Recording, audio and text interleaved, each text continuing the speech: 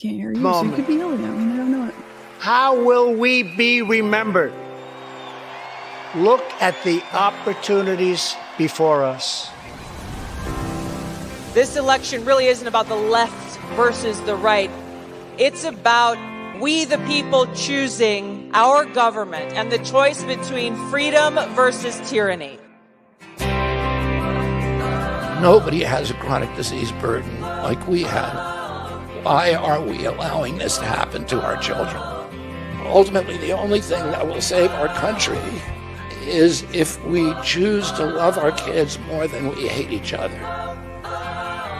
What is going on here is deeper than politics. It is deeply spiritual. We are being called to rise above the hatred and the fear and the evil. We need to remember above and beyond that we must love our neighbors, that we must treat other people as we hope to be treated. You want to be a rebel? You want to be a hippie? You want to stick it to the man? Show up on your college campus and try calling yourself a conservative. America is going to reach heights that it has never seen before. The future is going to be amazing!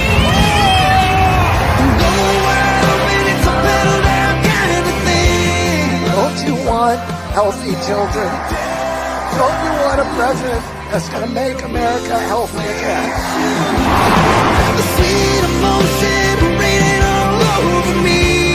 I come to you today as a former Democrat. I will be a first-time Trump voter tonight.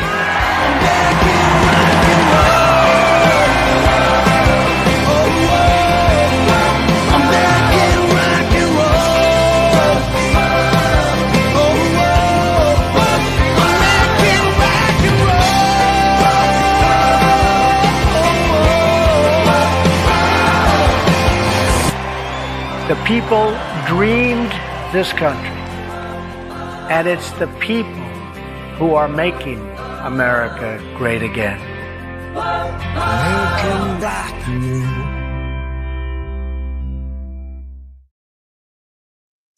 Hello, friends. Happy belated Easter Resurrection Sunday, and welcome to the Audit the Vote weekly podcast. I am your host, Tony Shoup. We have a very interesting, we'll call it interesting and revealing show planned for you tonight. But before we get into all the down and dirty, like, share, and subscribe to our channel so that we can start getting the word out bigger, better, and faster than ever before. And hit the bell so that you get notified when we go live. We are starting to put out more and more content, and our message is going to get more and more important as the weeks roll more into the Trump administration that we're watching destroy the deep state, and I'm enjoying every single minute of it. So that being said, my very first promotion, we're going to talk about a couple of things before I bring in my special guest. Tonight's going to be kind of different and a little bit. Let's just put it to you this way. If you are a diehard Scott Presler fan, prepare to be offended. We'll just say it that way. My next Constitution class, though, before we get to offending people, which is not really my favorite thing to do, but needs done in this case, and we will explain why. My next Constitution class is going to be Thursday night on May 1st, 8 p.m. Eastern Standard Time. It's going to Eastern Daylight Time, EDT. I have one follower, Ellen. If she's on here, she calls me out every time I screw it up. Hopefully they can get a bill written so we actually don't have to change the time zones. But until then, Foundations of Freedom is going to start 8 p.m. EDT on May 1st. You can register for free using that QR code. If you do not know the 5 freedoms in the First Amendment, if you can't name them off the top of your head, or you can't name, and I shouldn't say or, and you don't know the 3 branches of government, you need to be in this class. This is what sparked everything for me and our team in Pennsylvania and us. I did not do this by myself. My co-founder of Audit the Vote, Karen Taylor, and I took this class together in the fall of 2020, not this class, but a Patriot Academy Constitution class. And this particular one, I've actually never done before. It's a wall builders course. It's got Glenn Beck, Dr. Carol McSwain. I think I'm saying that right, McSwain. Maybe it's just Carol Swain. Forgive me. David Barton, Rick Green, all the usual heavy hitters, but I'm looking forward to hearing from Glenn Beck and experiencing this class for the first time. And I would like to invite each and every one of you to experience it for the first time with me. Thursday, 8 p.m., May 1st, scan a QR code, sign up now, and we are going to have a great time learning about the Constitution together, fellowshipping, and building community. Rick Green at Patriot Academy says all the time, there's 3 basic things we have to do to take this republic back. Well, to continue, we've rescued the republic. Now we have to rebuild the republic. We've rescued it by a shred, I would argue, a tiny shred. Trump winning in November we won the coin toss. Now the game is starting. It is not time to slow down. It is not time to stop. It is time to pedal to the metal, shoulder to the wheel, as Steve Bannon says, hit the gas. But what do we do? Well, number one, if you're a Christian, and it's okay if you're not, but I am, I recommend saturating yourself in God's word. The Founder's Bible is a great resource that will not just fill you with God's word, but also give you historical context on our founders and how they use the Bible to weave the fabric of our nation together. So saturating yourself in the word of God. Number 2 is we build community. And that's what everybody is doing, hopefully, that is watching this podcast on somewhat of a weekly, monthly basis with fellow patriots, because we lost this country not overnight, but because we stopped knowing who our neighbors were and we stopped connecting with people like face to face, and we just started watching screens and, oh my gosh, the phone, and we lost the country. We have to get back to building community. And then the last thing is what we call at Patriot Academy, tend the garden. And that means that what area of the culture are you supposed to go out into to impact? Are you supposed to run for office? Are you supposed to carry your faith in government into business? Are you supposed to get into entertainment? Are you a church person? Are you a pastor? Are you supposed to serve in church? What are you called to do so that you can help push back on this woke agenda and change the culture for the better, all for posterity's sake, for the next generation? And voila, this class is one of, if not the best way to do it. Of course, I'm biased, Patriot Academy curriculum.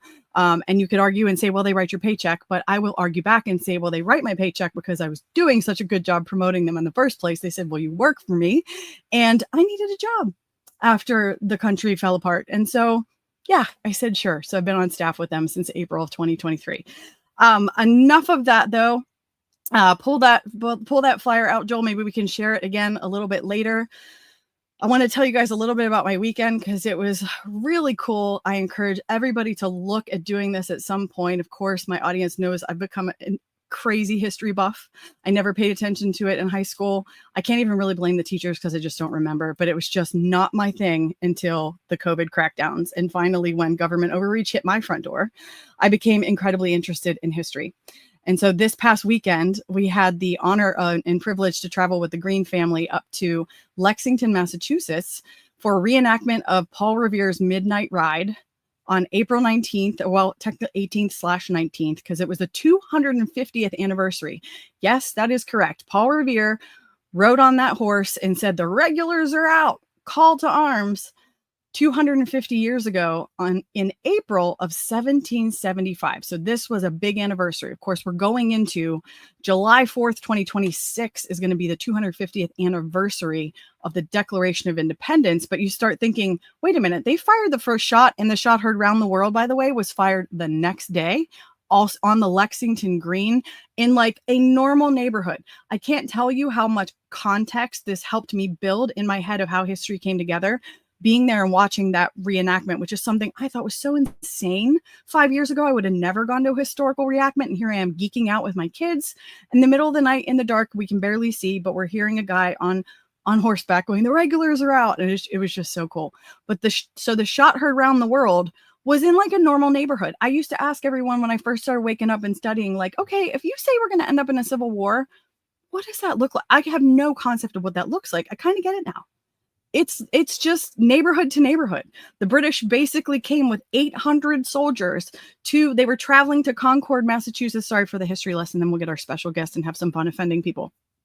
They were traveling to Concord because they wanted to get the ammunition from the the rebels, if you will, Sam Adams, John Hancock, Pastor Jonas Clark. They wanted to confiscate their weapons so that they could control them, essentially. And they were on their way to Concord, 77 men, because Paul Revere rode on that horse and said the regulars are out, and the American colonists had been organizing, building community in the taverns. That night, 77 of them got together overnight, got out of their bed. Think about it. Like, how many of us, like, my kids aren't babies anymore. They sleep through the night. When I have to do something in the middle of the night now, I'm like, how did I do this? For months for my first one and years for the other two, I have no idea. somehow I did. Got up in the middle of the night, got themselves armed, and in the morning, 800 British troops, 77 American colonists versus 800 British troops. Debates over who fired first. Patriot Academy would tell you that they think the British fired first. That's not really my fight, but 8 American colonists were killed from that shot heard around the world. And the rest of them scattered and fled to warn more people. And by the time the British kept going to Concord, the next town over, essentially, hundreds of Minutemen, that's what they called the American colonists, the militia, hundreds of Minutemen had gathered in the early morning hours to defend their homeland. And that is what pushed the resistance. It pushed the British back. And the Declaration of Independence wasn't even signed for over a year after that. So just think about that. Put it into context. And when you're getting battle weary on this crazy journey that we've all been on, I think that my special guest is also new to politics since the COVID pandemic. We'll get into his background a little bit here when I pull him in, but you're on this crazy journey and you need a little bit of a pick-me-up or encouragement. You can always count on Audit the Vote and Tony Shoup to bring you some of that. So I hope that that story encouraged you tonight. And I want to introduce you. This is a new friend for me, Brian Ference, who is the host of the MAGA Mind Podcast. He is an author and a political activist, very active on the ground in Arizona, from what I understand. We connected because my data guy found him after the Lancaster race in Pennsylvania. District 36 seat went completely south. And Scott Presler, unfortunately, started blaming the voters and saying that I can't do all the work myself.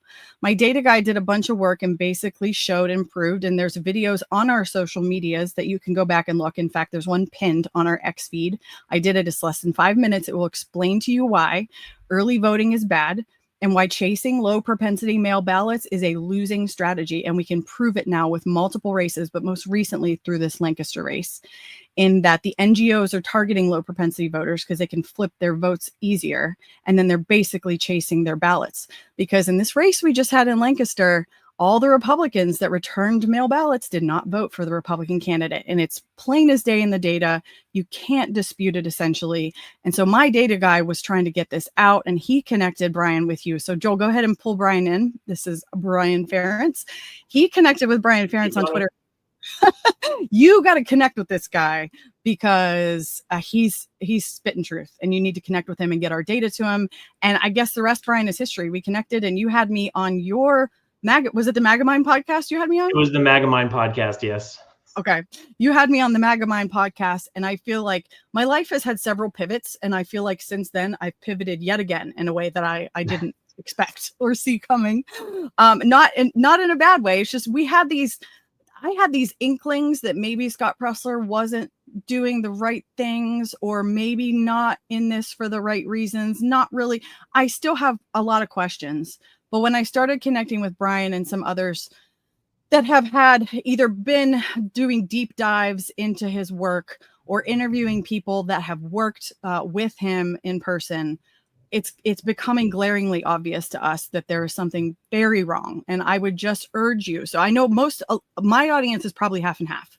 You might be watching this thinking you love him. And if you you might have worked for him for his early vote action and done some really good, honest, hard work on the ground. I would just say, take a deep breath. What Brian's going to share might shock you. Try not to let it offend you and look at it with an open mind, because from one sincere patriot to another, I'm telling you something is wrong.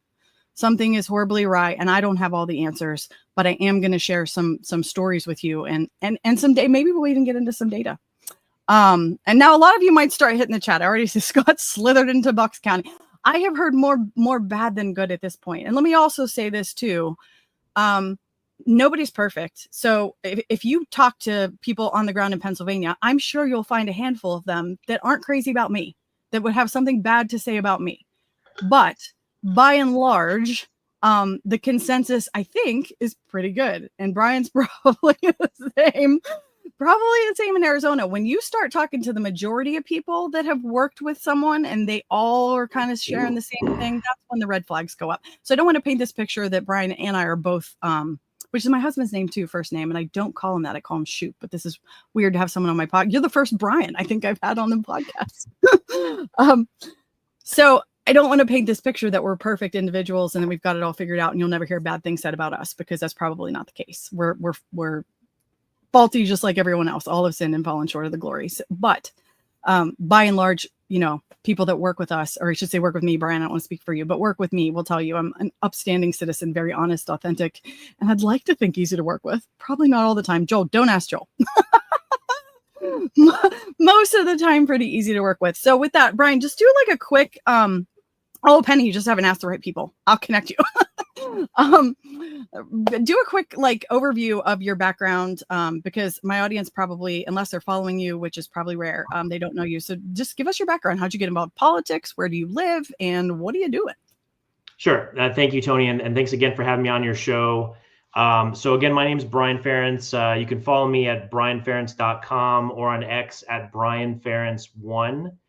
And just to kind of, give a brief overview into my background. So I really didn't get active in politics until 2020, when the 2020 election was stolen. I do live in Arizona, in Maricopa County, or as we call it, Corruption County.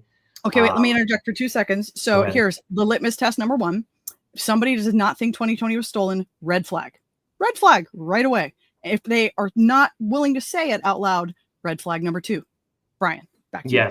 Yes. I agree with you. That's right. So, I mean, it definitely was clearly stolen. I remember, like many people, watching, the election results, in the evening and just seeing, vote numbers switch and the race flip, and just a lot of just crazy stuff. There's been a lot of research into the data. Of course, we did do an audit in Maricopa County.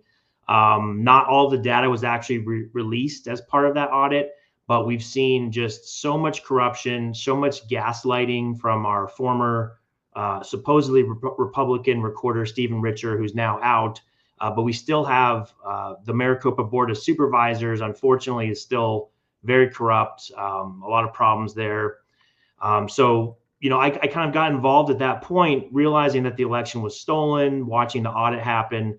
And then, of course, with, COVID-19, which I came to realize was, just basically a psyop. I mean, yes, people died, but the reality is they were murdered. I mean, the governor of New York literally murdered like 30,000, grandmas and grandpas, and they were murdered. You say murdered, Brian, is that because we know, you think they knew what they were doing when they sent the old folks in the nursing homes? Well, let me explain that. So, yes, for example, in New York, they would bring COVID positive patients into the hospital, not give them, I mean, of course, they couldn't give them ivermectin because it's such a dangerous, evil substance. They couldn't give them that.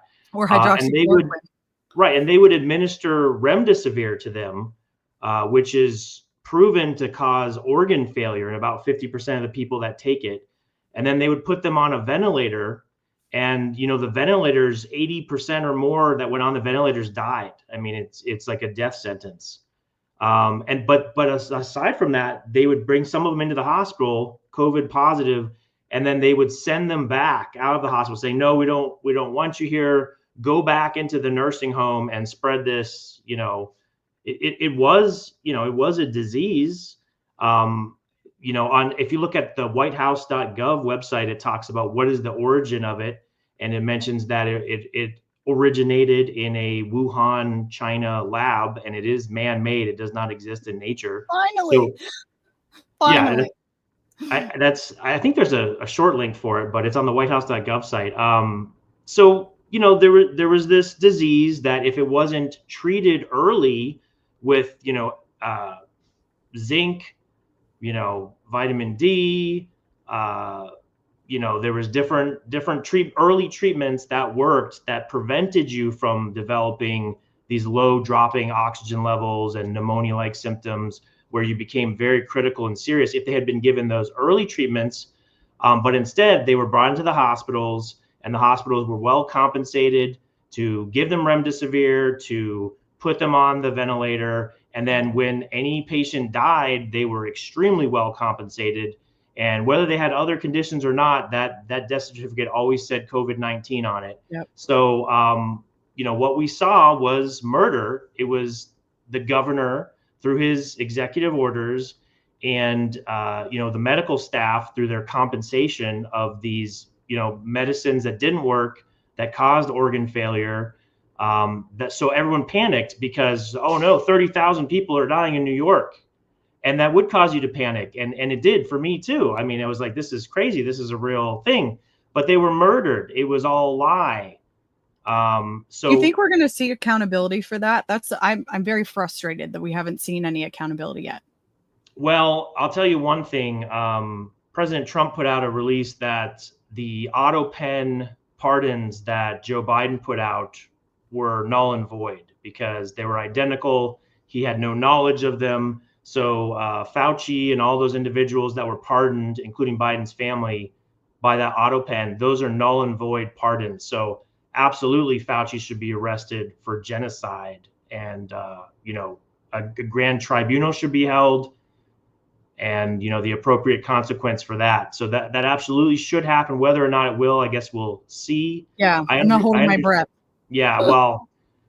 I understand that there's a number of civil lawsuits that are going forward, and there's been some court rulings against Pfizer, against Moderna, that, they basically falsified their safety testing. And in order to get approval, emergency approval of those vaccines, and you know what, when you falsify data and you falsify safety data, that's fraud.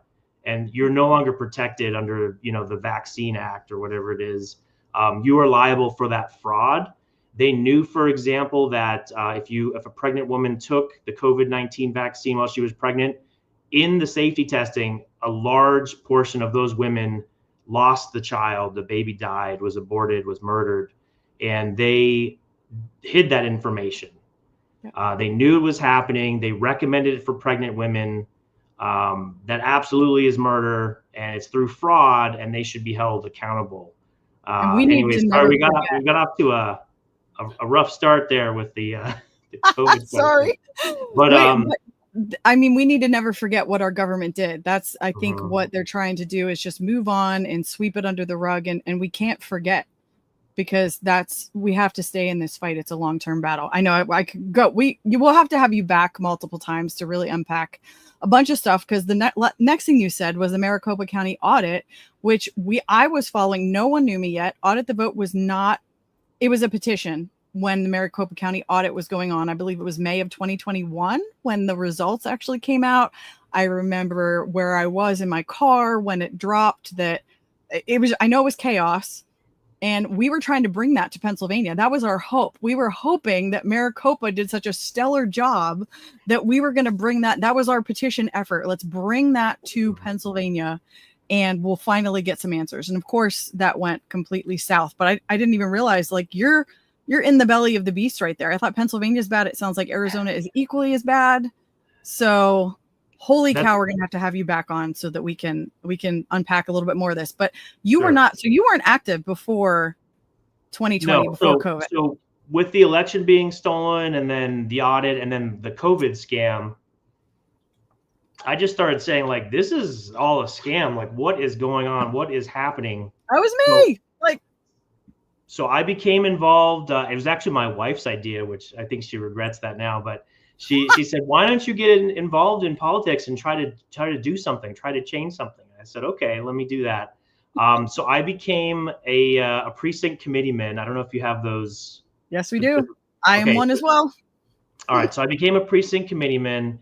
Committee woman, not committee person. We're not going to go that route. Right. Well, yes. As long as you know what a man and a woman is, then and a woman. So I became a precinct committeeman, and then shortly after that, I was in that game for a little bit, and I saw, wow, this is pretty corrupt. What's going on here? Because there was a lot of Republicans who were really not Republicans. They were Democrats pretending to be Republicans, and they were running cover for all the legislature that was saying, oh no, there was no fraud. We don't need to look at this. Everything's fine. We're not going to pass any laws on election integrity or, voter ID or anything. And, if you said anything to criticize the legislature, these rhinos, Republican in name only, they would attack other, fellow Republicans just viciously, like more than they ever attacked a Democrat ever. So that was my first introduction to politics. And in Arizona at the time, it was hidden that what this precinct committeeman is. They didn't want anyone to know what it was. They said, only their friends were in it. They had, unlimited proxies at the time. They would run everything through. It was controlled really by the John McCain machine for about 13 years in Arizona, and they, with an iron fist, controlled the AZ GOP, and the Republican Party in Arizona was controlled. We started making inroads. I got elected as the Maricopa County member at large, and then I won't say that it was only me, because other people certainly helped, but I was very influential. Credit when we give credit where credit's due. We don't steal it. I was very influential in exposing the current Rhino GOP chairwoman of the county, and then I basically got her to say she wasn't going to run again just by exposing her corruption publicly, and then we ran. Well, in my race when I was elected, there was a number of members at large that were elected, so we kind of gained more voting power on that board. We were able to do more. Then I helped run additional slate, and we basically took over that county board with grassroots, like true MAGA Donald Trump Republicans. Most of the people that were in there, they didn't want Trump. They wanted, DeSantis or anyone else. Familiar? Yeah. That sounds so familiar. It does sound familiar. So we kicked them all out. And then, in my legislative district, which we have a county and then a smaller legislative district. My legislative district is Legislative District 3. Shout out to them. And we're actually the largest legislative district in Arizona. I think the second largest in the country. And the rhinos want to control that district bad. I mean, bad. So we had a huge fight over control of that district, because we wanted these rhinos out that, their goal was don't change anything, protect the status quo, protect the system, they wouldn't do anything. Any kind of fundraising or any kind of like door knocking or flyers or, getting, new representatives. They didn't want any of that. So that was a real battle. I gained a lot of experience about exposing rhinos over that time. And then, I've always been a Republican, always been a Trump supporter. My whole life, I've been registered Republican, always voted Republican, never donated to a Democrat ever. I don't get paid 1 cent. Did you vote in every election? Or did you vote in I didn't even know what a primary was. Probably because in my life, I was raising a family and kids. Probably I missed some primary elections, but I believe I voted in every general election, and I always voted Republicans. Although I regret some of those Bush votes, those were. Of course, I wish I could take those back. Compare that to now. Let me ask you, when's your next primary? Let's see. Let me think about this. So in Arizona, we're going to have an election in a year and a half for governor, secretary of state, and attorney general. So we'll have a primary before. It's usually the summertime, like in June or July before that. So you don't have one coming up soon. Like we have one on May 20th in Pennsylvania. Oh, that's really soon. That's really soon. So you don't have. I don't think we have one that soon. Okay, so I can't fault you because you don't have one coming up. But let me ask you this: will you ever miss a primary again? No, I'll never miss a primary again. And the reason why is because what the elites and the establishment does is they handpick who is going to be the candidate, and they just tell everyone. They said it's endorsed by all these legislators. This is the candidate. Everyone get behind them. We don't even want to hear about any other candidates. And that's not going to fly anymore. We're uniting the legislative districts, the counties, and we're saying we are going to pick the candidates. We're going to get them signatures. We're going to get them donations. We're not going to allow the elites and the legislator buddies to pick some rhino candidate anymore. It's not going to fly. Brian, you are in such good company, and I just have to chat. Liz Deal, great to see you, Bucks County Patriot. Carol, I have to explain to you guys, Carol, Otter Tail County Veritas on there. She's one of our Constitution coaches with Patriot Academy, and she's actually our coach mentor for the state of Minnesota. So if you're in Minnesota and you can't name the 5 freedoms in the First Amendment or the 3 branches of government, I need to get you connected with Carol. It's so great to have you on here. But she is literally seeing, I mean, as we're both telling these stories, you're talking about Arizona, you could easily just slip in Pennsylvania. I know that she's thinking, yep, Minnesota, we're in the same boat. And all my Pennsylvania people on here are like, oh my gosh, we've seen the exact same thing.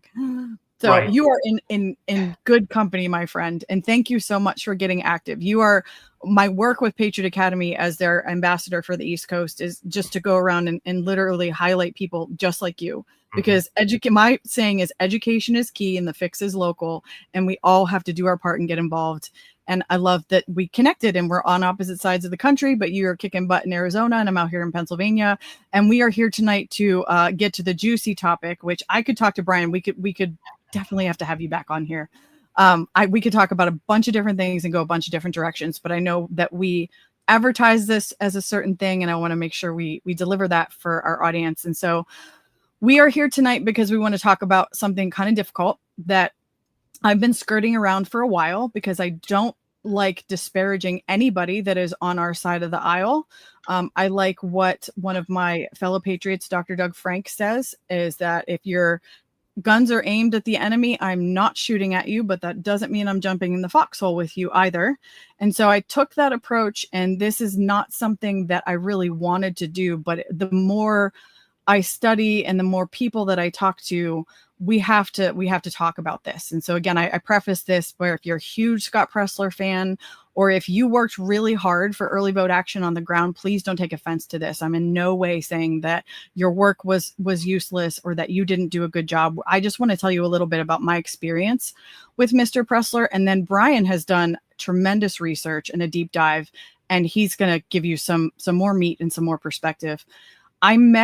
You all know my story that are following this channel. And by the way, share this, please, because we have to, and I'd like to say gently, we have to get the word out about this because it's quite possible. Yes, share.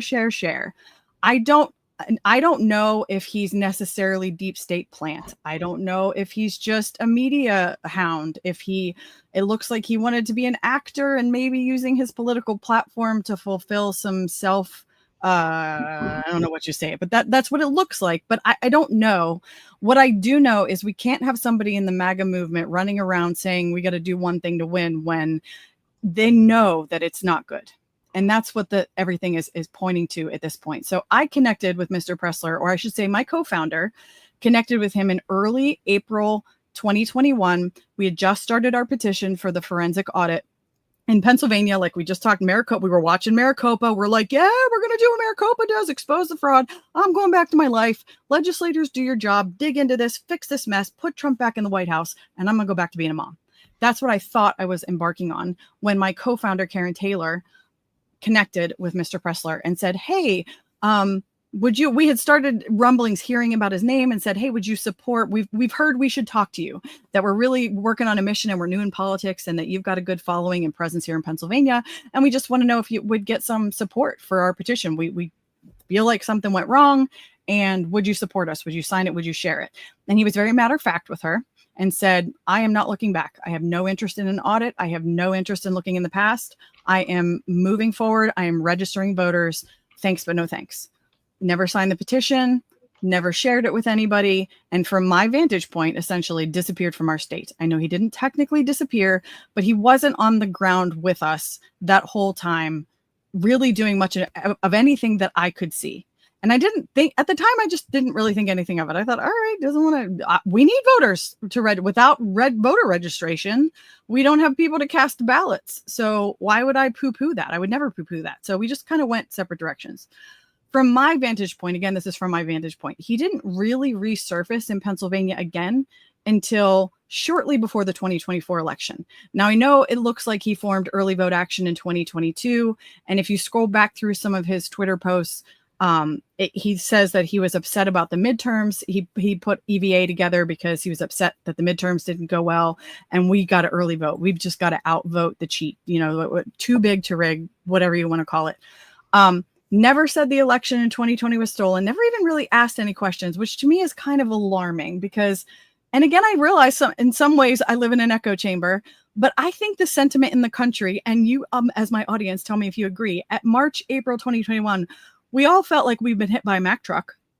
none of us were ready to move on, which is why the whole movement exists in the first place. Everybody wanted answers. The only people that wanted to sweep it under the rug were establishment Republicans or uniparty, call them whatever you want, whatever. But by and large, the MAGA movement was kind of like, wait a second, for crying out loud. What the heck just happened? So keep that in the back of your mind, that that's where he was. So fall of 2024, maybe right after the primaries, I don't know. He resurfaces with supposedly an enormous movement. Vote early, vote early. We got to chase ballots. We got to register voters. We got to vote early. And in the election integrity community, we all kind of went, because we had been on the ground for 4 years uncovering what the heck, how this even works in the first place. Most people have absolutely no clue how their ballot gets from when they write at the precinct, and then they go home and they watch the TV with the results. You have no idea what happens to your ballot. And I believe that is by design. And I spent 4 years, not just me, but other grassroots on the ground, not even part of my organization. It's not about Audit the Vote. Although at Audit the Vote PA, we've done a ton of good work. It was the grassroots in their backyards that just dug their heels in and said, we're going to frickin' figure this out. We're going to watch the polls. We're going to become poll workers. We're going to run for judge of election so we can actually run the precinct. I'm going to go watch them count mail-in ballots at the centralized tabulation to make sure they're not stuffing anything in there.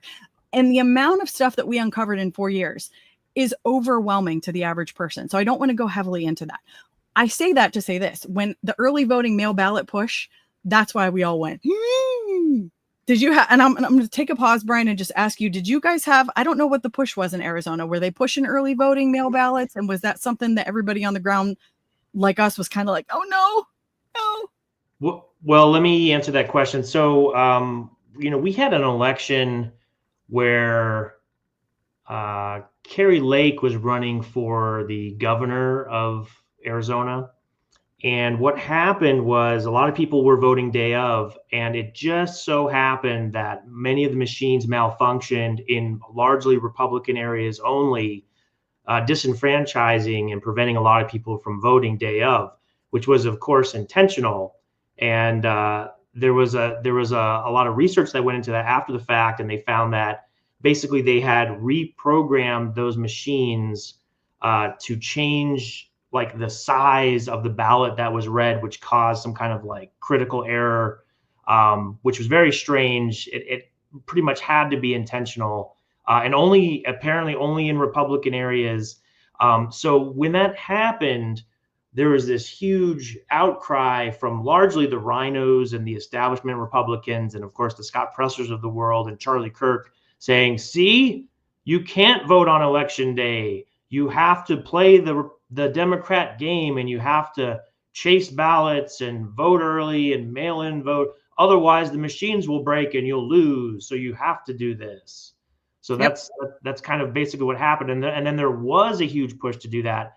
But I do want to throw this website out there so your viewers can view it maybe later. But we'll have Joel share some of it. The more you and I talk, we'll have him share some, and you can explain this stuff through it. So yeah, throw it out there, and then we'll have Joel kind of run through some of it. Sure. So it's realscottpresler.com. It's realscottpresler.com. There is a press release that's at the top, which is for any media. It kind of just summarizes everything that's on the site. I'm just going to mention like the top 3 points that are in there. It says realscottpresler.com exposes $118,000 in Rockefeller donations. So this is the Scott Presler's PAC early vote action from the Rockefellers, which are, widely known as not the good guys. And then Department of Defense social media and automation techniques to influence political outcomes. That's another one. And then Scott Presler's techniques linked to Republican losses in Wisconsin and Pennsylvania. So that's referencing Lancaster County, Pennsylvania, and Wisconsin, the Senate seat that was previously held for 35 consecutive years, and then the Supreme Court's seat. So both of those were just shocking losses. And there's lots of documented evidence on that website, realscottpresler.com. Along with Turning Point, they were all over the ground there. They were ballot chasing. They were, early voting. They were registering voters, everything. And there's a lot of data in there. But, and then it's talking about Scott Presler's father's role, Robert Pressler, who of course worked as intelligence in the Pentagon. And, we're going to cover some of that. But if you could scroll back up, I think it's Joel, you scrolled down pretty quick on me. Go back up just a little bit.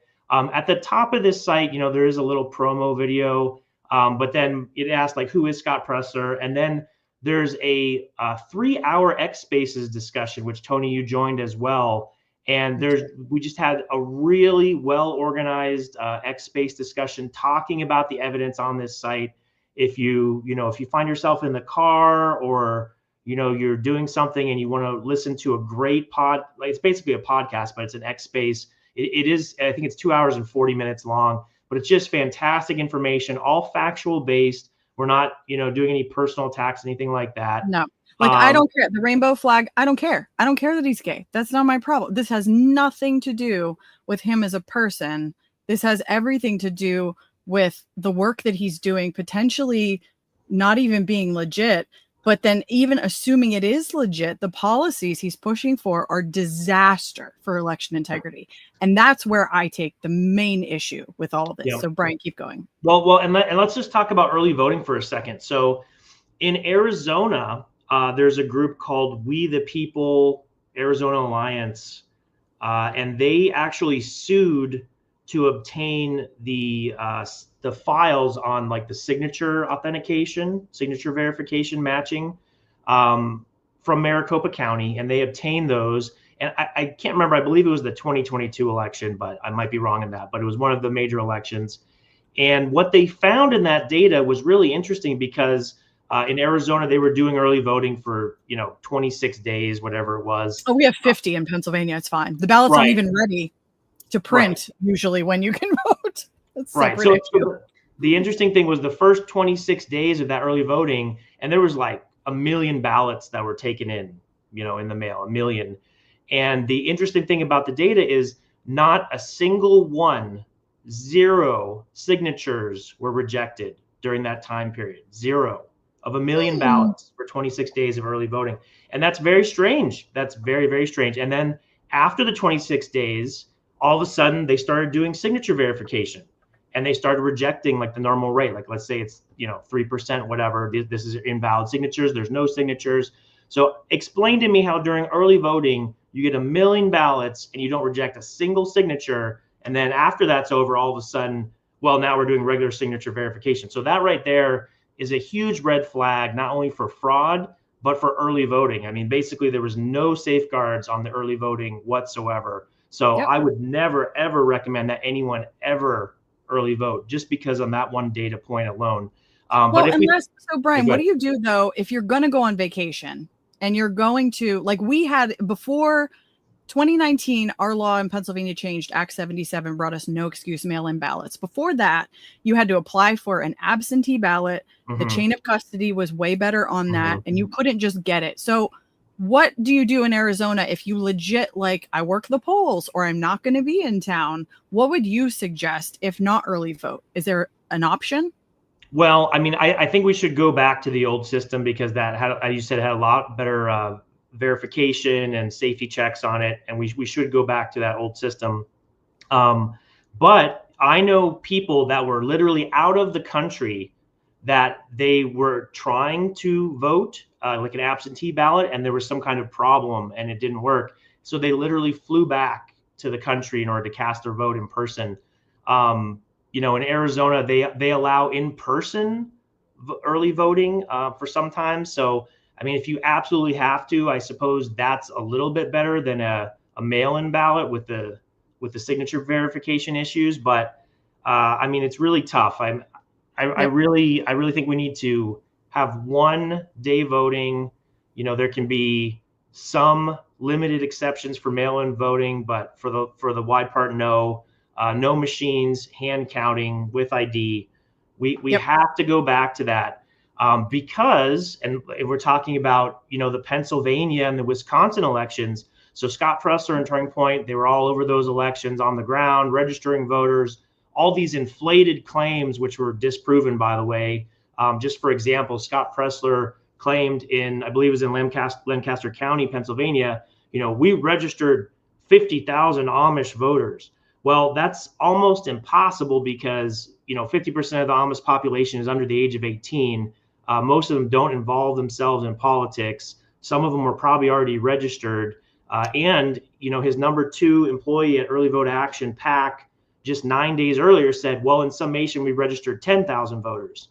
So it's physically impossible to. Let me interject with a story, because I've interviewed. Let me interject with a story about that, because I've interviewed a couple of people on the ground myself, because I didn't know, the Amish, it looks like, yes, we got Amish people to vote. Not saying they didn't, but a nuance that I think is important for people to understand is Amish are typically, unless they're Mennonites, depending on what sect they're in, their bishops prohibit them they have to get permission basically from their religious leader in order to vote. And so a guy that's 6'2" with long hair and a rainbow flag is not going to knock on the door and convince an Amish person that they need to register to vote. It takes somebody in the community basically. And I spoke to an individual in one of the counties that worked with, not necessarily directly with Pressler, but were given volunteers from Early Vote Action, which they were very thankful for. But she was the one with the relationships on the ground with the individual Amish themselves. And she was the one that did all the work to actually get them registered to vote. I don't know how many. It definitely wasn't 10,000. And so I just want to share another, again, I'm for interviewing. I like, Brian, that you throw the numbers, the Rockefeller, the defense, and all of that. But in my election integrity journey, I learned that if we're going to really go to guns, I hate to even say it that way. I want 2 credible eyewitnesses saying this is what happened before I run with any real narrative, that I'm willing to put my name on a narrative. And so I am actively asking people questions. I want the truth. I don't want you to tell me something you think I want to hear because you think now we're bashing Mr. Pressler. No, I want to know the truth. Tell me the good, the bad, and the ugly.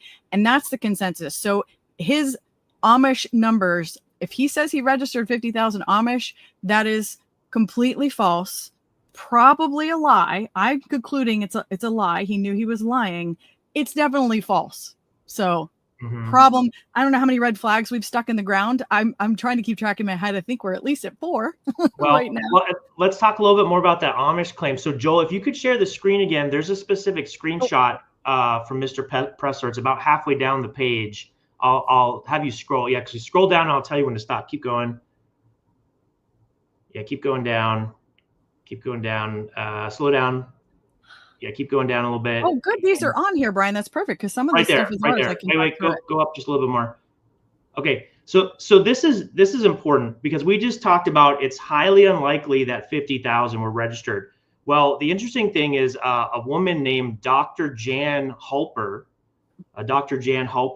who, by the way, she says that she's a consultant on her profile, her X profile. It says she's a consultant for the Department of Defense, I believe it is. She claims, she says, if Trump wins Pennsylvania, we owe it to this man, Scott Pressler, registered 180,000 Amish people. So this is, talking about the larger state of Pennsylvania, not just Lancaster County, but that was viewed 9 million times. So 9 million times that message went out, and you can see the little red square because Mr. Pressler commented on it. He's not refuting that. He's saying, thank you, Dr. Jan. We did it. Yep. My heart is exploding with happiness. My cup is full. So this is clearly a false statement. He's not refuting it. In fact, he seems to be saying it's true. But later on, Mr. Pressler was criticized and forced to say, well, actually, that's probably not accurate. The data shows there's only about 90,000 Amish eligible to vote in the entire state of Pennsylvania. So that might be inflated. He was later forced to admit that, but he let this lie go out there to the point that it got 9 million views. Mr. Pressler did this. It's amazing. So a lot of people believe that, and it was totally fake. And if you scroll up a little bit more, let's go up. There's a chart, and it shows the total number of voters registered. Keep going up. Yeah. So Audit the Vote did that, Brian. That's my data guide. That's why I want to show it. Okay, right there. So it's a little bit small on that screen, but what it's maybe you should describe it, Tony. You're the expert. Why don't you describe it to me? Somebody else take my work. It means that we're doing a decent job if someone else can communicate it. essentially what you're looking at from 2023 to 2024, there were only 246,507 Republicans registered that year that were not there the previous year. And so to say that there were 280,000, whatever that number was, 180,000, it's just not physically possible. The data is right there. You can actually see the trend from 2015 to 2016, and then 19 to 20 and 23 to 24. We're actually registering less Republicans every year. And yet the other concerning, again, red flag, which we're probably going to stack up a football field of red flags before this is all said and done. Another red flag is the fact that Pressler et al. Are running around saying the answer is voter registration. We've just got to out-register. We've got to outrun this. We're going to run out of people. This is the law of diminishing returns. We are not going to be able to out-register a baked-in cheat, which there is a ridiculous amount of evidence to show. So back to you, Brian. I hope that conveyed what you were looking to. Yeah, I think it did. I'll just add, if Mr. Pressler and Turning Point were truly on the ground, making such a big difference, registering all these voters, why did the net new registrations go down? They did less than people did for free, previous years. But Mr. Pressler's PAC has been paid, nearly $7 million in donations, including from the Rockefellers. So what exactly did that money accomplish? I mean, if the net new registrations are going down, when before you had volunteers doing that for free and they registered more people, and then in Pennsylvania and Wisconsin, you had Republican losses, are those strategies effective? I mean, are they working? They seem to be not working. If you don't have Trump in the race, if you don't have, egg prices and gas prices on the ballot, it looks like ballot chasing and early voting don't work. But let's talk a little bit more. Let's scroll down a little bit more. There's another chart I want to see. Keep going down a little bit more. Down a little bit more. The Lancaster one is my favorite. That's what really opened my eyes. So as he's scrolling, stop right there. Yeah. Okay. Is this what you're talking about, Tony? No, I was just going to say, let me add some context for this so you understand the journey that I was on, because it wasn't until I really connected with Brian and some others recently that I'm like, okay, I can't just shut up about this anymore for the sake of unity. Like, this is not, I'm big on unity. Like, we don't throw our own under the bus, but he's not really our own, I don't think. And I came to that conclusion partially because after the 2024 election, Trump won. I was in shock. A lot of us were waiting for the other shoe to drop. I didn't care that he was running around the state taking credit for it. I was just so darn thankful that we've been given this reprieve.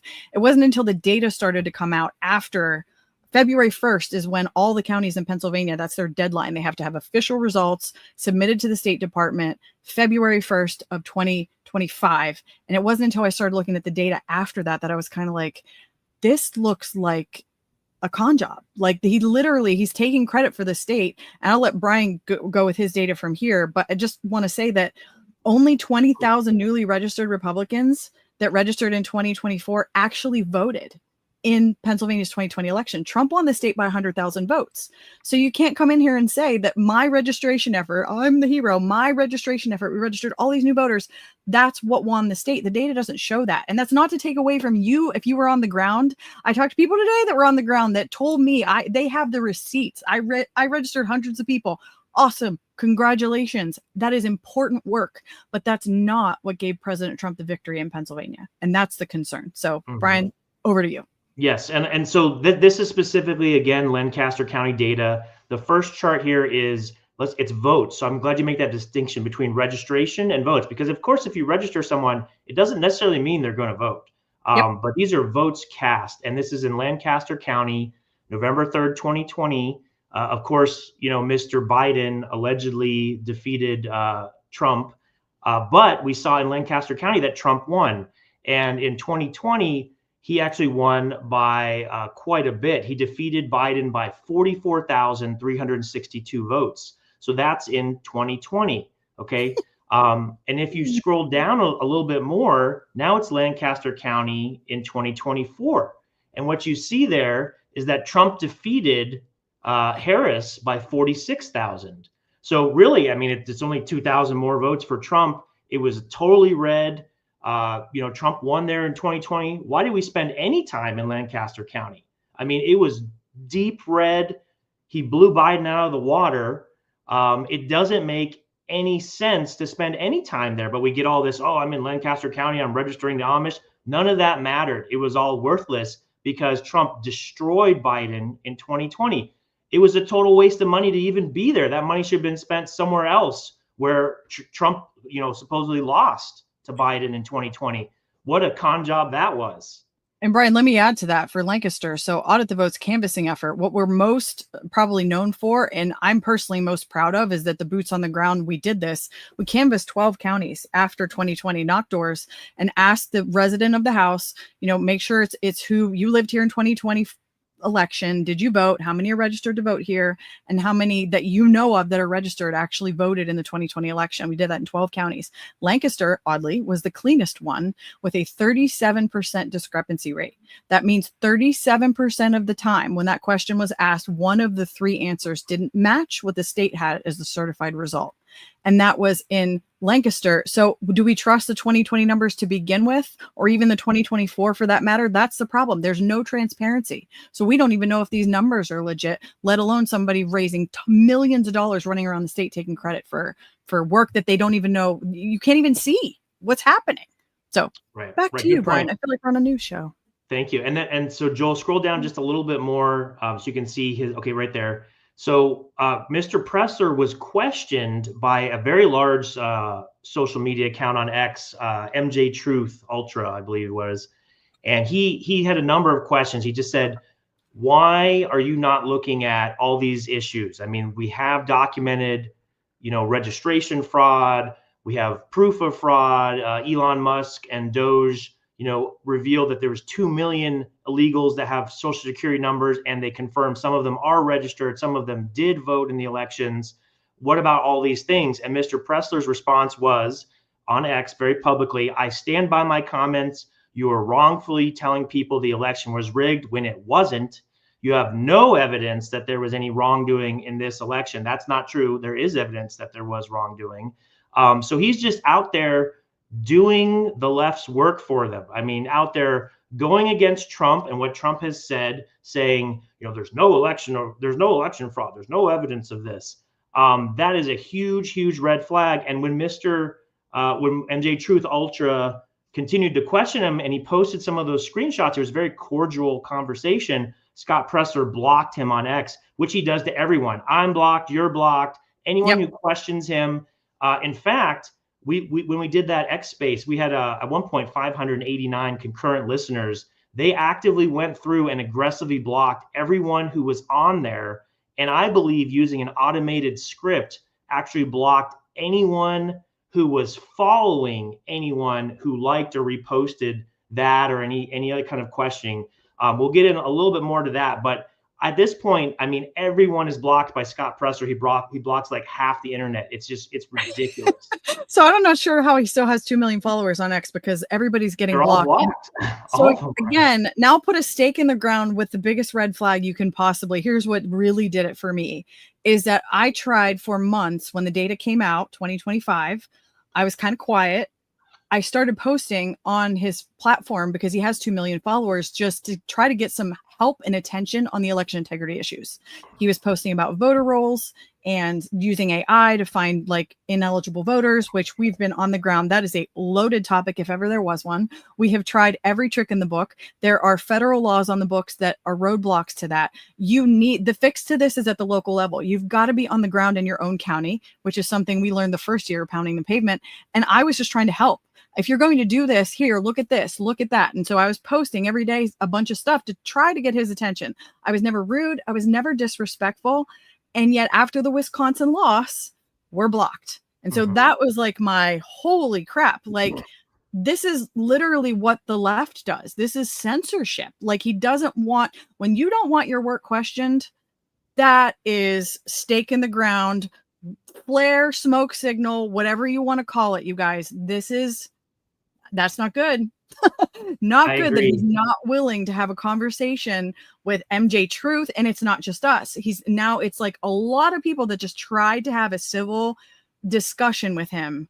He is silencing, and that is frightening. Right. And it's actually worse than that. There's people like on the X space that was recorded again on realscottpressler.com. There's people that knew him personally that were working with him, putting on rallies, driving him around. And they told him there is issues with the elections, and literally got the response, "I don't care," from Scott Presler. So it's not like he's not uninformed. He knows. He's willfully denying it. He says, "I don't care. We're going to keep doing this." And why would he do that? We're going to talk about that. But if you can scroll down a little bit more, Joel, scroll down on this a little bit more, please. And so people in the comments, they're like, "Oh, I know, Right Debbie, there, right there. Share this. That's why we're doing this. Share this." Yes, it's all on realscottpresler.com. So this is a post from Liz Harrington. And what Liz Harrington says is, something stinks in Pennsylvania. The 36th district has not seen a Democrat state senator since it moved from Philadelphia to Lancaster County in 1979. Lancaster County went plus 16 for Trump just 4 months ago. And yet we're supposed to believe Republicans put the Democrat candidate over the top with mail-in votes. We're going to look at that data. And there was more mail-in votes for the Democrat candidate than the Democrat voters who requested them. So we'll talk a little bit about that. But let's scroll down a little bit more, because I think that chart is a little lower. It's a little bigger. Yeah, keep going down. There's the post from MJ Truth Ultra. We'll just go past that. All right, right there. There it is. Why don't you talk about this, Tony? Since again, this is your chart, so you talk about it. That's my data. I'm so proud of him. I'm literally his face. Vico gets all the credit for this. My data guy. I'm just the loudmouth. So what this is actual proof, and this isn't the only race we saw this in, by the way. It's not an accident that President Trump is almost the only Republican who won a statewide race since 2020. Every other Republican race did not. And what you see here is that the light blue line is the number of ballots that were sent out, and it's by party. The way Pennsylvania does it, if you're a Democrat, Republican, we have closed primaries. And when you request a ballot and the county sends it out, we are able to track whether that was a Democrat sent to a Democrat voter or sent to a Republican voter. That's the light blue line. 8,500 for the Dem, 5,400 for the Republican. The middle blue line is how many ballots were then returned. Some get lost in the mail, some get bounced back. Lord only knows if there's harvesting going on in post offices, where nobody knows what happens to the ones that don't get delivered. Whole separate rabbit trail we don't have time to go down. But returned, you see 7,100 for the Dem, 4,300 for the Republican. But when you look at votes per candidate, because I never thought I'd see the silver lining in the fact that we have centralized tabulation and that the mail ballots are counted separately from in-person votes, which we were trying to fix, put the mail ballots back to the precincts, thinking that that would maybe lessen ballot harvesting, and we could still make an argument it could, but silver lining is we are able to tell exactly how many votes came from the mail ballots because of the way they're counted. And so in this case, that dark blue line for the Democrat candidate shows that he got more votes from mail ballots than Democrats who returned to them, which means where are they coming from? Oh, look at the Republican. Hark, the Republican got less votes than returned mail ballots for the Republican candidate. So what's happening is Republicans who are returning mail ballots are not voting Republican. And how could this be happening? Well, oddly enough, there's about an 800 vote discrepancy here. About 800-ish Republicans who returned ballots did not vote for the Republican candidate. And there's about 800 mail ballots requested from low propensity voters. Low propensity voters, you say? What could be happening there? There isn't a massive propaganda campaign being run to attack them with propaganda constantly to flip their vote. And this isn't saying fraud. This isn't even ballot harvesting. This isn't cheating. This is no machine rigging. This is the most benign sense. Tons of money from leftist organizations, maybe some right that are trying to pretend like they're right, but they're secretly on the left, are funding these propaganda campaigns to low propensity voters because they know they can flip their vote. And we spoke to people in nursing homes, what the Dr. Oz and Fetterman race, and I was no fan of Oz, but I did hold my nose and vote for him, who said, Republicans can't bring ourselves to vote for Dr. Oz because he's hurting puppies. And everyone in Pennsylvania, Arizona probably doesn't know that. Carol, she's still watching from Minnesota. Pennsylvania remembers very well the hit piece that came out from the Fetterman campaign, who he later had to retract because it was a lie saying that Oz was killing puppies. But Republican voters, it was too late. They were already influenced because they were low propensity. They are not following politics. They don't know what's going on. They're easier to flip. Again, no cheating, no rigged machines, no nothing. The most benign sense. We are literally handing over when you vote early and get a mail ballot, you're literally handing over your data and giving them exactly what they need to target the people. Now they can hyper focus their money in the low propensity people that requested ballots, and boom, we'll never win another election again. So there. Right. And I just want to add a couple of comments to that. So targeting low propensity Republican voters, just for your viewers, in case you don't know what that means these are Republicans that they tend not to vote, Republicans that don't vote. So I don't know, there could be liberal Republicans, maybe they're just busy, they're not paying attention, who knows. But if you look at the strategy that Turning Point specifically and Scott Presser, who worked in partnership with Turning Point, they targeted registering low propensity voters. That was their strategy.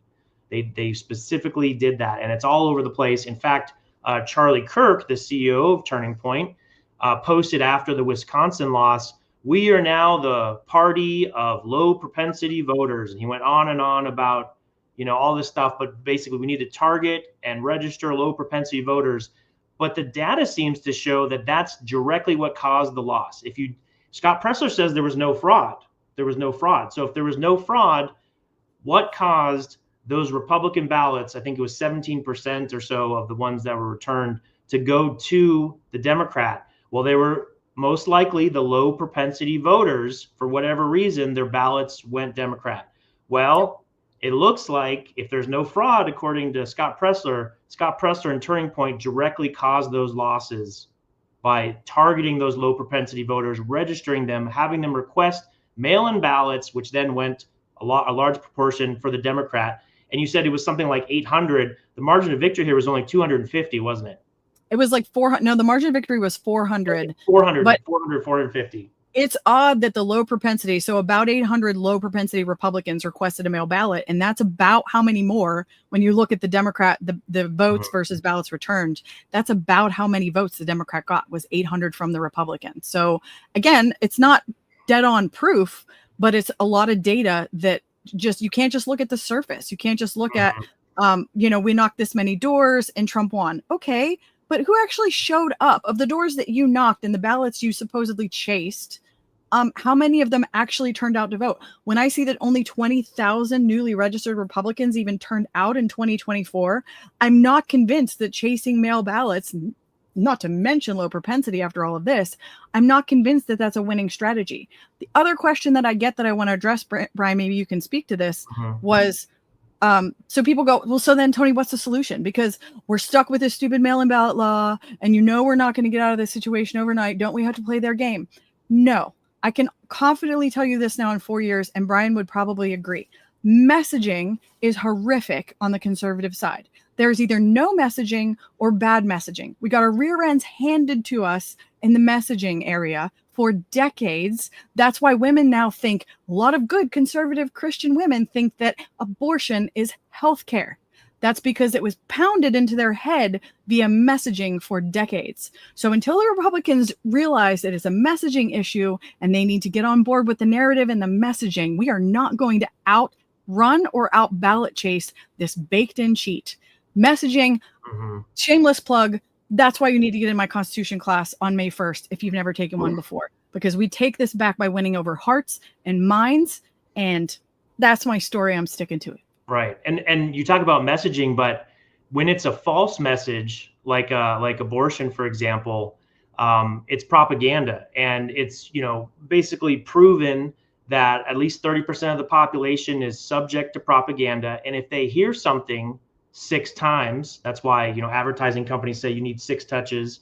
That's what the Nazi propaganda, strategy was. If you hear something 6 times, at least 30% of the population will believe it, no matter what it is, no matter how much of a lie it is, they will believe it, and they will never not believe it. They'll believe it forever. Even if they're given data that disproves it, they was like, no, I won't believe that data. I believe this. That's what I'll believe. And it's insane. And now, which is why critical thinking is vital. Right, and training up our children to be able to think critically and question literally everything. Absolutely. And consider for a second, what if someone ran propaganda saying, well, this thing I'm going to do over here, that's going to solve your problem and that's going to fix elections. I'm just going to smash that message over and over so that everyone hears it 6 times. 30% of the population is going to believe that no matter what it is, even if it doesn't work, like ballot chasing and low propensity voter registration and mail-in voting and all, and use the system that we have and just vote harder and it'll work this time.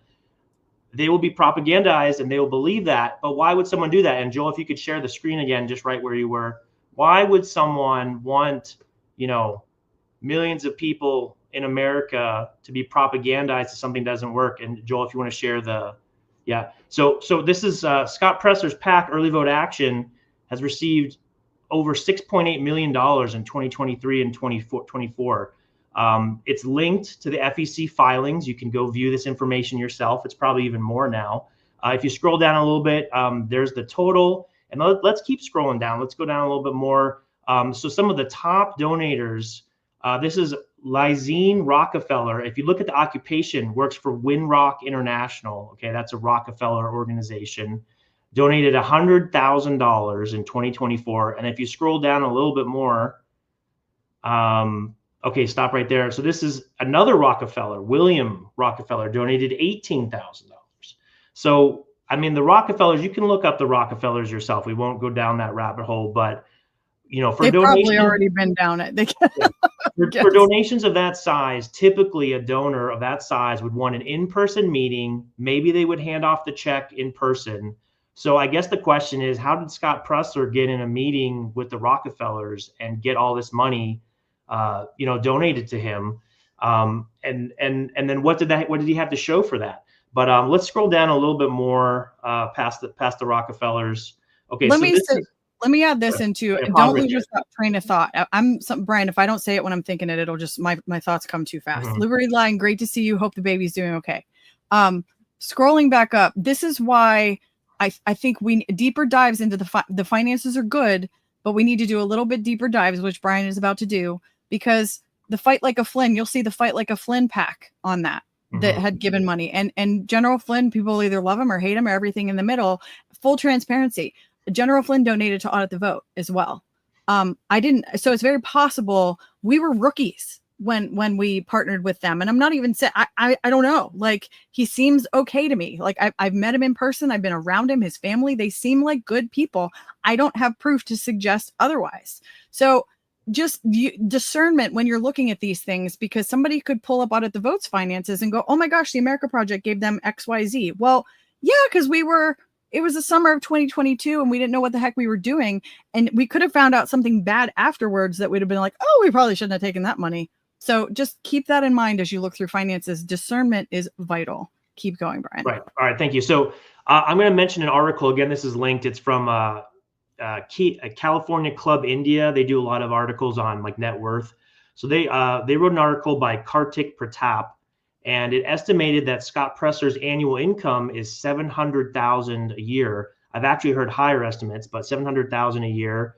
In the article, he states he inherited a free $550,000 home. So that, I believe that's in Florida, and has a net worth of $4 million. Mr. Presler also is known to own a $320,000 apartment in downtown Pittsburgh. He announced recently on social media that he bought another home in Pennsylvania and is moving there, living there. So that's 3 homes now. And let's not forget the free $100,000 diesel Suburban that he received in 2024. You can see a photo of the car, the receipt. I actually have the check image somewhere too. And this was a Give, Send, Go, or another crowdfunding. They said, "Oh, Scott Presler's such a hard worker. Let's give him a free $100,000 car." So why would someone want to use a method and propagandize people, even if it doesn't work? Well, now you know why, because there's a financial interest. This is not a homeless dog walker that picks up trash. His family actually came from money, and that's right below it. His father, Robert Presler, is a director of informations in the DSD and the Pentagon. You can see a photo of Scott and I believe it's his mother and his father there. He's wishing his father happy Father's Day. On the right is his LinkedIn page. It says, he worked in the Department of Defense, Director of Information Operations in the Pentagon, director of global force planning in the Pentagon, and then counterterrorism training and equipment as well. So it's interesting that he has a intelligence background, but also that, you know, there's this money, there's this finance. And Scott Presler certainly portrayed that, you know, oh, I'm just, you know, I don't have a car, I'm just living on people's couches, I'm couch surfing. Well, that's not really true either. This data that we just covered exposes that. But if we scroll down a little bit more, it gets a little bit interesting with his father. So pause right there. So there's about 9 screenshots, and they're all centered around the same phrase, which was in response to, there was some criticism of Presler on X. It was, you know, Scott Presler should be kicked out of the MAGA movement, right? That was the criticism. And then immediately after that, right around February 7th to February 9th, yeah, you can scroll down a little bit. There's pages and pages and pages, and it all says the same thing. It says, Scott Presler is a national treasure. Scott Presler is a national treasure. Scott Presler is a national treasure. Just over and over and over. There's a little bit of variation. There's some photos in there. But, you know, why is that important? Why does that matter? Well, we saw this on the left, this like bot army or paid influencers. And for Kamala or, you know, Joe Biden, they do this. They post the exact same message over and over and over. And what did we talk about? Propaganda, the same message, you know, over and over and over 6 times. So this is basically evidence of that. And we don't know how it was coordinated. You know, we don't know how much of it was bots or whatever. But yeah, go ahead and pause right there. So it's saying that it's all between February 7th, 8th, and 9th. If you look at some of these account profiles, many of them exclusively like requote or repost. Many of them, you know, I don't know, there might be questionable accounts. But so this is keep scrolling down. This is a quote from Emerald Robinson. And she noticed this too. She said, "Behold, the entire fan base of Scott Presler is in the comment section of my tweets day and night. Look at all these DOD spooks screaming vote early. Really makes you think." And there's you know, of course, a military woman there. You know, clearly she works in the U.S. Navy. Emerald Robinson's calling it out as a, you know, DOD spook. But so let's scroll down a little bit more.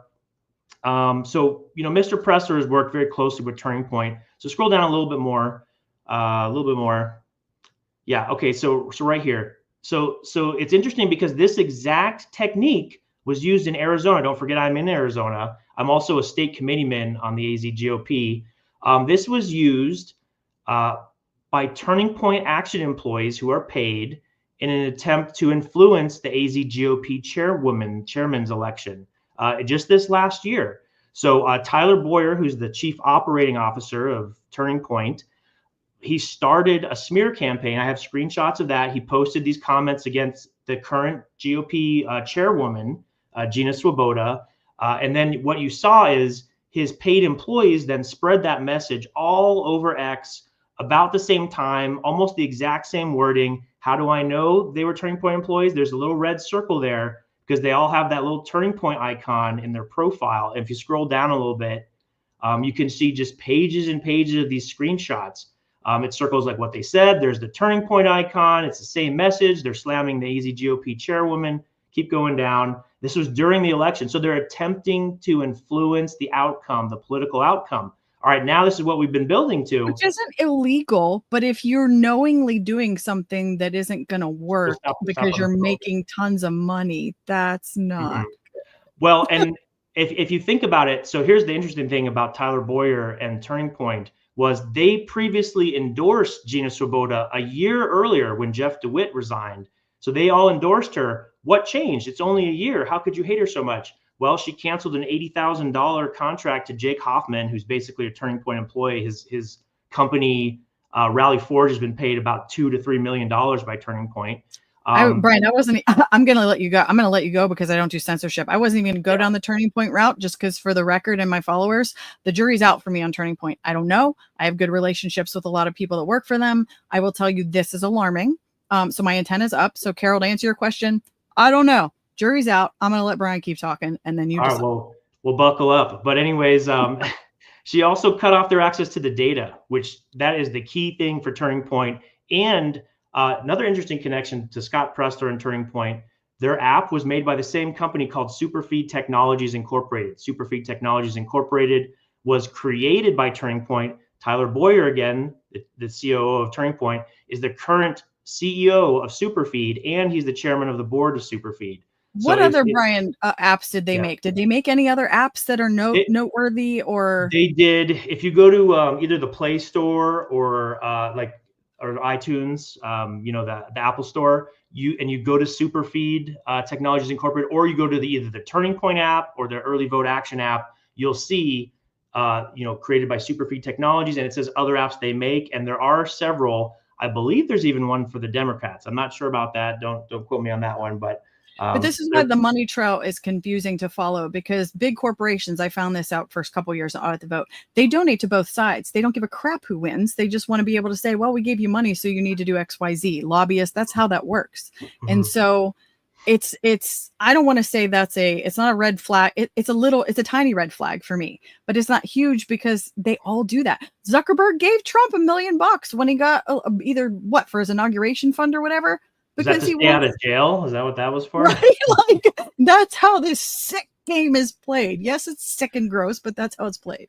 All right. Yeah. And the point of this is just to show, like, why did Turning Point decide that they had to turn on Gina Swoboda? Because they cut off the data, they cut off money. There were some other reasons. So in a year, they flipped on her. They ran this coordinated, micro influencer smear campaign.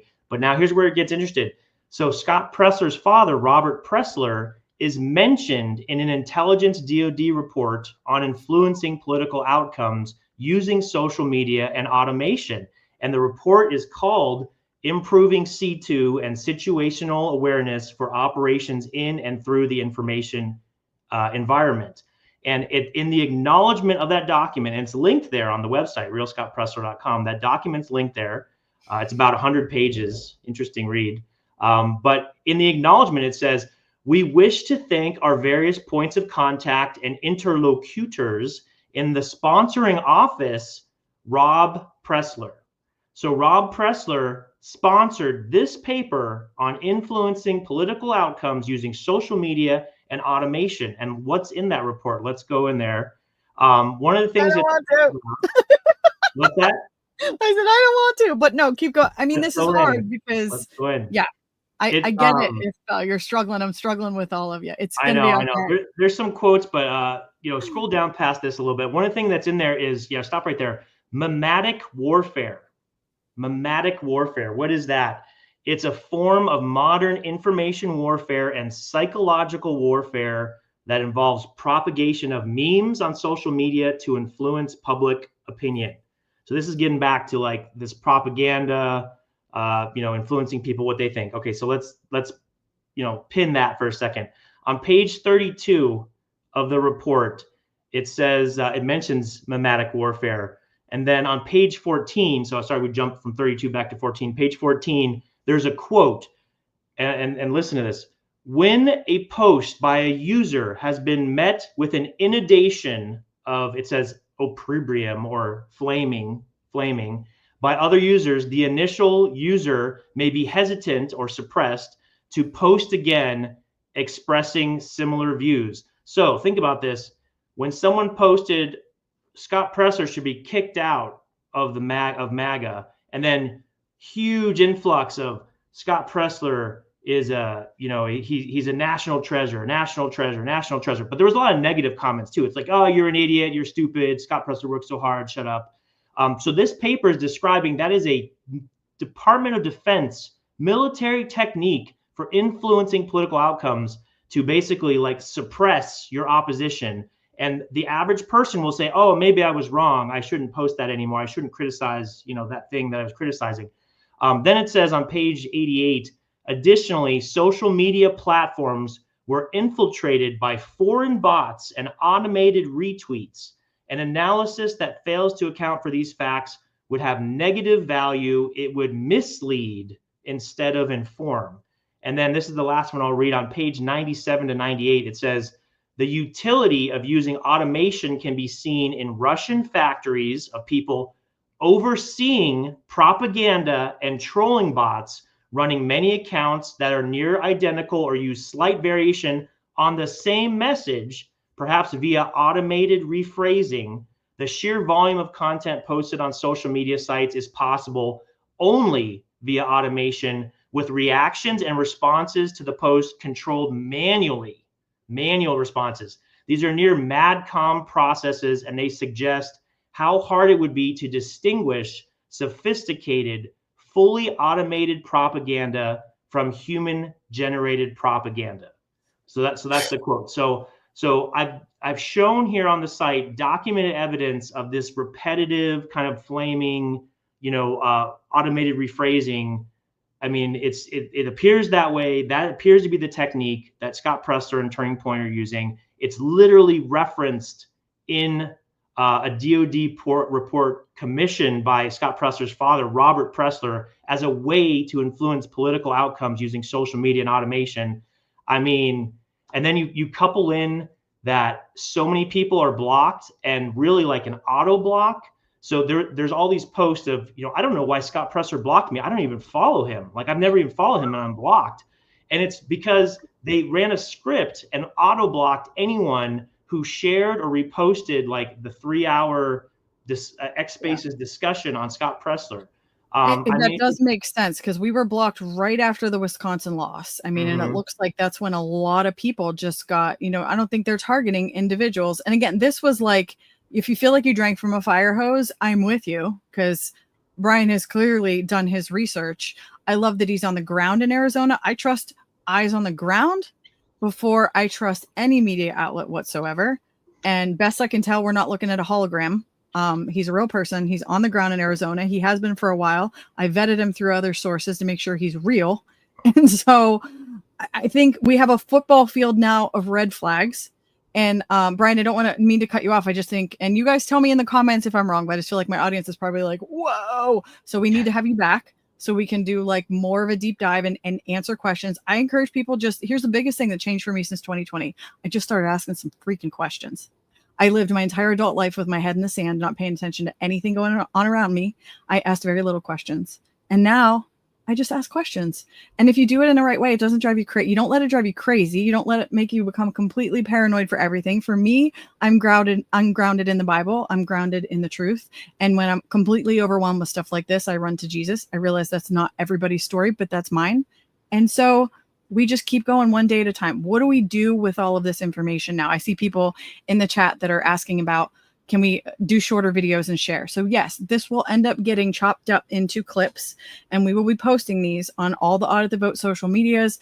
Brian shares all of our stuff, if not a ton of it, multiple times. And so we will make these clips public, and the smaller clips might be easier for people to digest. So I would encourage you, just follow and share one that resonates with you. And you're like, I was just talking to somebody the other day that was singing his praises. Share one of the clips, just short little snippet. Changing hearts and minds takes some time. And I can tell Brian and I can't probably drop names at this point, but you're going to see some interesting things come out. And I hate when people do that. I'm doing exactly what I hate. People tease, but just things are going to get a little wild. I'll tell you this story. I know in Harrisburg, Pennsylvania, the word is traveling on the street that the legislators don't want anything to do with Scott Presler or early vote action. My state rep had a gun bash just last week or the week before. This is in person. He told people, early vote action employees, which are probably very good people, which it stinks because I hate seeing collateral damage and good people getting thrown in the crosshairs, were asked to leave. And the state rep said, I do not want associated with Scott Presler or early vote action. And I heard today from another state rep that is the word traveling around Harrisburg. Now, one argument could be, well, these are swamp critters anyway, right? I get it. But again, it's starting to permeate. So just keep your eyes open, pay attention, share something when it resonates with you, and take a breath. Brian, what are your closing thoughts or anything else that you think is pertinent we should discuss before we shut it down? And if you guys have questions, stick them in the chat while we have him. Hopefully this won't be the last time he joins me, but stick a question in the chat. And Brian, the floor is yours. Well, thank you. And I'd be glad to be back. And, please do hit me with questions because I can answer a lot of questions. But, there's a lot of things we didn't cover that are on realscottpresler.com. Also my website, brianference.com. You can follow me on X at Brian Ference 1, and of course my podcast, which is MAGA Mind Podcast.com. Again, on Real Scott Presler, there was a nearly 3 hour X Space discussion with multiple panelists. Tony was a member of that. And we just discussed this data. I would say, look at the data, look at the facts. I'm sorry, you can't just take people at their word anymore. You have to say, is this true? Am I being told the truth? Just look at COVID, look at the election. You have to ask questions. You have to say, show me the data. Let me see if this is true or not. And unfortunately, again, realscottpresler.com, it basically disproves claim after claim after claim after claim after claim after claim. I don't know what he said that is true, that is proven true. I mean, there's a lot of false claims that have been, disproven. I haven't really seen a lot of claims that have been proven true. So it's very data driven. At the bottom of the site, there is, some of the various scandals that he's been involved in, which is a whole nother topic. Oh yeah, we didn't even go there. But we didn't go there. But and I like to stick to the data. Presler, Virginia GOP. Just Google that. Scott Presler, Virginia GOP. Exactly, and that's at the bottom too. But don't fall into the trap. What Mr. Presler wants to do is he wants to say, "Oh, I'm a victim. They're against me because I'm gay. I'm such a victim." That's just a trap. It's a verbal game. He hasn't answered anyone on any of these allegations. He just blocked everyone. Yep. Because he could dispel this. If he was truly MAGA on our side, he could come out, have a candid one-on-one civil discussion, address every one of these issues. He could do that, and it would put this to bed. But the fact that he runs from it was one of the multiple nails in the coffin for me, which is why I decided to do this. I see there's a question on the screen. It says, I assume Trump knows all of this, Laura, Eric, etc. If you look at Laura Trump, she took a lot of photos with Scott Presler. I don't know if it was like a hair and makeup party. So, I was informed how Mr. Presler was introduced to Laura Trump. The individual that did it, maybe wishes that they hadn't. But, that association, I think they got caught up with it just as much. Trump has a lot of bad advisors, particularly in Arizona, and they give him a lot of bad advice. And he just, I don't know, takes it. He's a busy guy. But he's still surrounded by vipers. A lot of Trump's advisors are undermining him. They're trying to stop him. They want to take money from what actually works. They want to distract from what actually works. And so, they put, no, I'm not on TikTok. I applied for TikTok with a MAGA Mind podcast account, and I was immediately denied and banned on TikTok. So I didn't even post anything. I just had the name MAGA Mind. We're getting warnings. I created a TikTok early on, then I didn't do anything with it because it's owned by the Chinese. You don't want to do that. But we went back to it for reach because we just want to reach people. So we went back to it, but we're already getting warned on stuff we post. This goes against community standards. That goes. I'm like, I can't even get approved for an account. So that's how I guess interesting my data is. But no, and I wish that several people would inform Eric and Laura Trump of the truth. Have them sit them down and say, look. Let's look at some of the data. Okay, I know these claims are being made. Oh, he's fantastic. But let's look at the data. And the data shows these claims are not true. We have these losses in Pennsylvania and Wisconsin. If Trump's not in the race, it doesn't look good. And I think, unfortunately, you'll continue to see Republican losses. If elections aren't fixed, we have to fix our elections.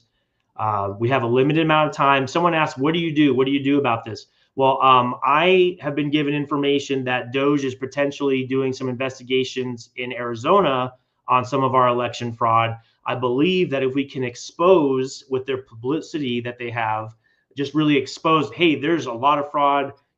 Let's say we have 100% verified, this many illegals had social security numbers. Here's the data. They voted in the election. Here it is.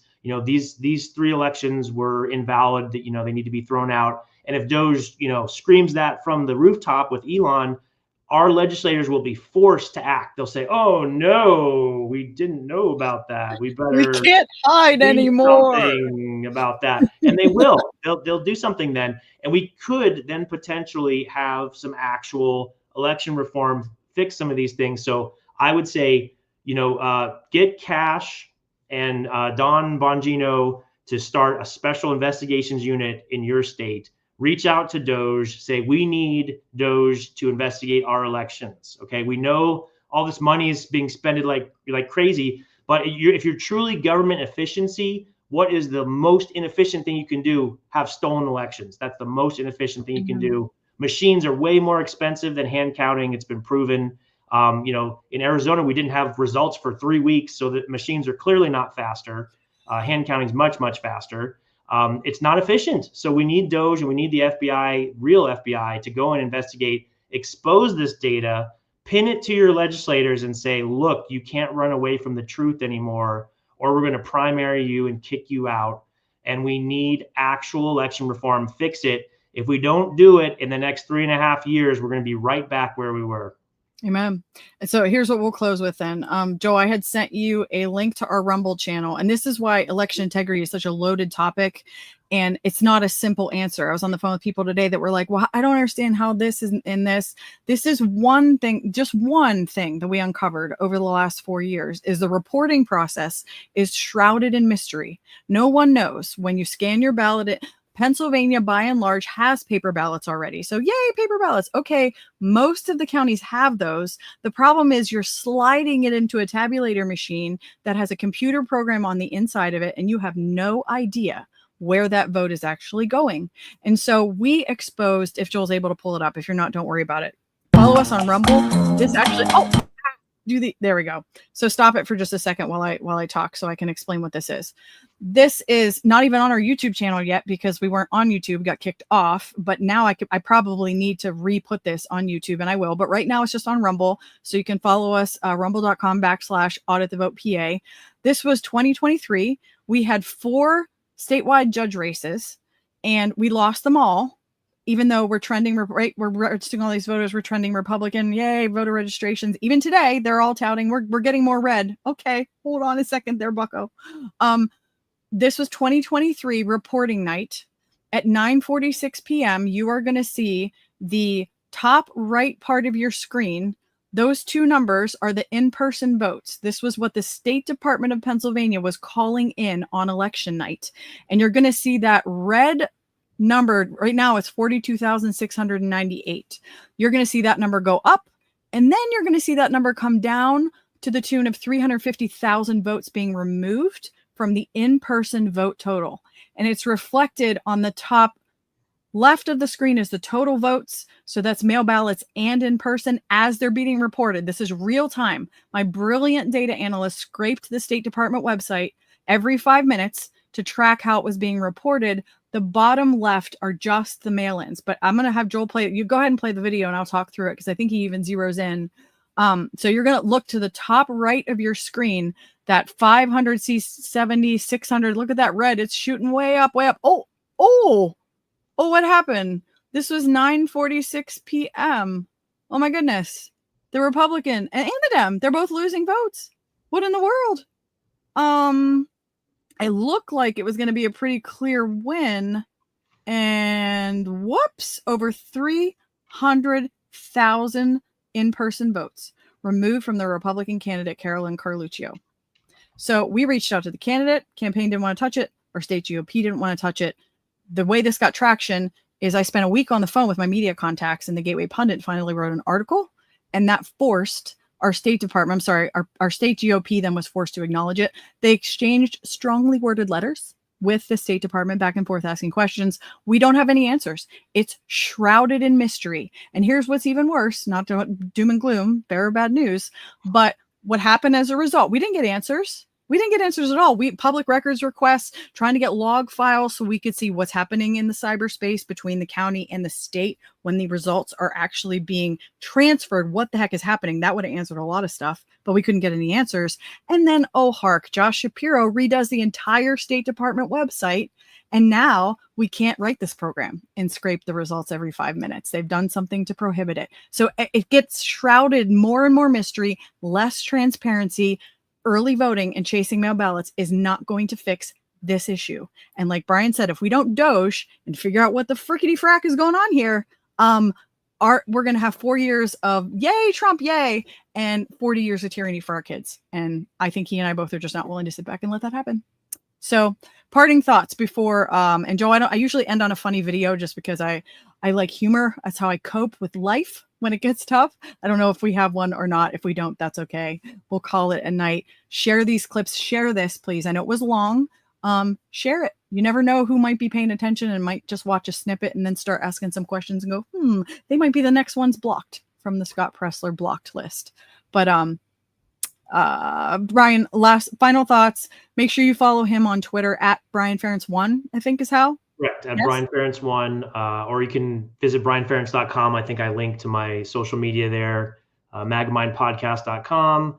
Also on brianference.com, if you're interested as a PC, there's a PC tab, and it has a bunch of things on Robert's Rules of Order, tips for PCs, training video. It's basically how you take the power back from the establishment. So I use that tool set, brianference.com, the PC tab. And then on realscottpresler.com, there is a press release page.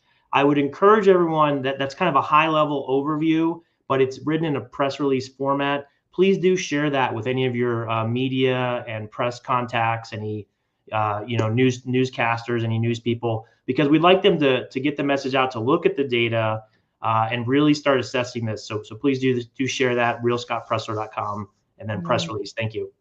And please share out all the Audit the Vote stuff so that we can get a bigger voice and a bigger platform, because like Brian described, since Scott Presler blocked us, actually no, someone else I was on the phone with today, when you get blocked by a big account like that, the new X algorithm actually knocks you down even lower, and so your posts get seen even less, and so we're having to fight extra hard to get some of our stuff seen. So if you haven't shared, follow us on whatever your platform of choice is, and make sure that you're sharing stuff out. That helps us get the word out a ton.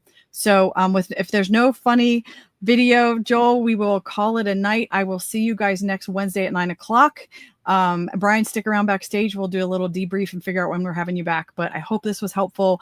Love you guys, and I'll see you next week. Good night. Thank you, Some Tony. people Thanks for think having me that there's like weird beef we have a between fun us, but I got to say, I love everyone. You know, that's kind of my thing. So that includes you. And I got nothing but love for you, my friend. Welcome to the podcast. Well, thank you for having me. And I have no beef with you. To be honest with you, before you reached out to have me on the podcast, I'd literally never heard of you. So like, why would I have beef with you? It makes no sense. Totally. Yeah. So wait, did you say you've never heard of me? Oh, no. I don't mean it in an insulting way. I just mean I don't really listen to podcasts. I'm not on social media. I don't watch much TV.